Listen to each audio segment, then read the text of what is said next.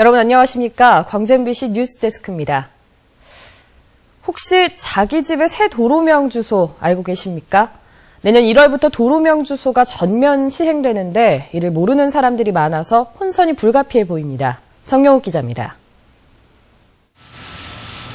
10년째 우편 배달을 하고 있는 이창호 씨도 광주 양동처럼 주소가 난립하는 다세대 밀집 지역에선 주소를 찾는 데 어려움을 겪기도 합니다. 지금 그런 골목길 들어가면 사실 배달하기가 처음 간 사람들은 굉장히 힘듭니다. 누구나 쉽게 주소를 찾을 수 있도록 내년 1월부터는 새 도로명 주소가 전면 사용됩니다. 새 주소는 특정 지명로의 진행 방향 왼쪽은 홀수, 반대편은 짝수 번지를 매겨 지난 100년 동안 써온 집원 주소를 체계적으로 대폭 뜯어고쳤습니다. 광주시는 인터넷 도로명 주소 찾기나 세대별 홍보를 통해 도로명 주소를 시행 초기에 본 궤도에 올린다는 계획입니다.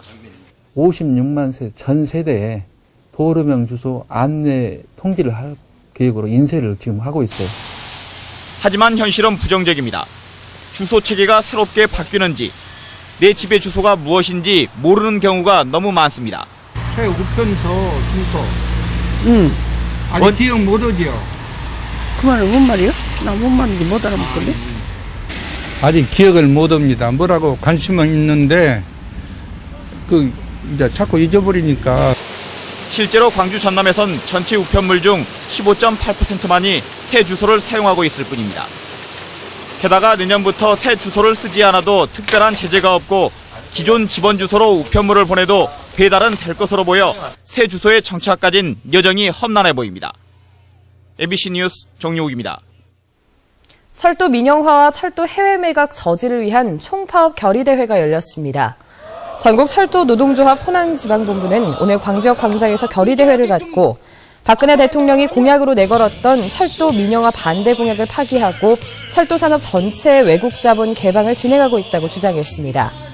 참석자들은 철도 민영화 추진을 중단할 것과 사회적 논의기구 조성 등을 요구했으며 만약 받아들여지지 않으면 총파업에 돌입하겠다고 밝혔습니다.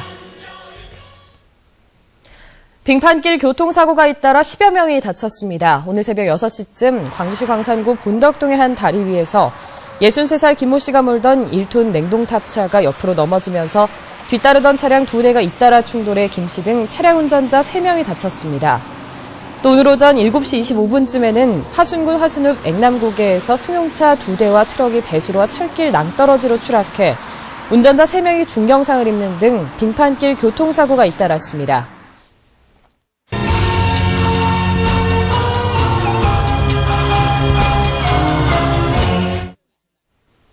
젊은 농업인의 꿈과 희망을 들어보는 연속 보도. 오늘은 건설 중장비 기사에서 토마토 농사꾼으로 변신한 귀농 4년차 농업인을 소개합니다.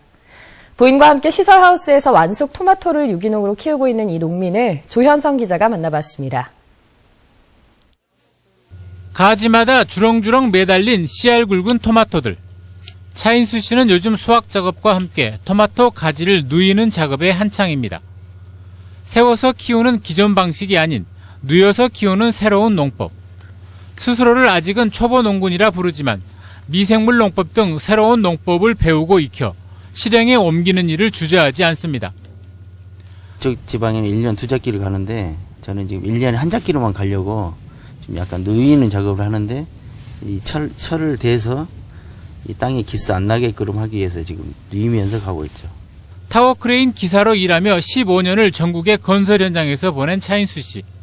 안정적인 삶을 찾아 지난 2010년 귀농을 결행했습니다. 농사를 지을 바에는 유기농으로 짓고 싶다는 생각에 고향인 보성 대신 친환경 농업이 발달한 담양을 귀농지로 택했습니다.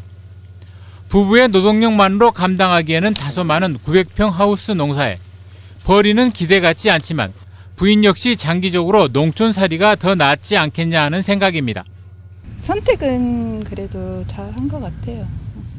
장기적으로 봤을 때 지금은 힘든데 지금은 잘 몰라서 힘든데 안정적으로 이렇게 일을 할 수 있을 것 같아요. 지금은 하우스를 임대해 농사를 짓고 있는 차씨 부부의 가장 큰 바람은 하루빨리 내 하우스에서 농사를 짓는 것입니다. 평생을 하려면 사실은 좋은 환경에서 더 하고 싶고요. 이제 더 이 안전한 먹거리를 연중으로 계속 불투명합니다. 활성화를 위한 대안으로 장기 임대안이 거론되고 있는데 이 역시 박람회장에 대한 재투자로 연결되기는 힘들어 보입니다. 권남기 기자가 취재했습니다. 기획재정부는 박람회장 매각에 방점을 두고 개장 없이 유지, 보수만 해도 된다며 이에 필요한 89억 원을 정부 안으로 확정했습니다. 해수부 등은 매각을 위해선 개장을 통한 박람회장 활성화가 필요하다는 이유를 들어 예산 증액에 나선 상태. 현재 국회에 50억 원 추가안이 올라갔지만 다음 달 예결위 심사 과정에서 모두 확보되긴 힘들어 보입니다. 예결위에서 이제 이게 좀 어려움이 있을 것으로 전망이 되는데요.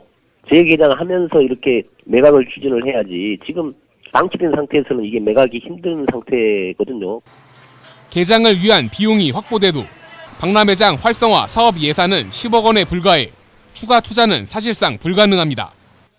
매각 일변도에 정부 방침이 바뀌지 않는 한 투자를 기대하기 힘든 상황에서 남은 대안은 박람회장 장기 임대입니다.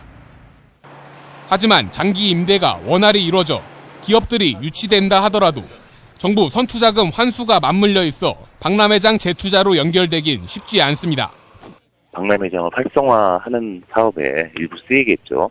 저희는 또 기본적으로 정부 선투자금을 상환을 해야 되니까는 그거를 위해서 또 적립을 할 걸로 생각을 합니다.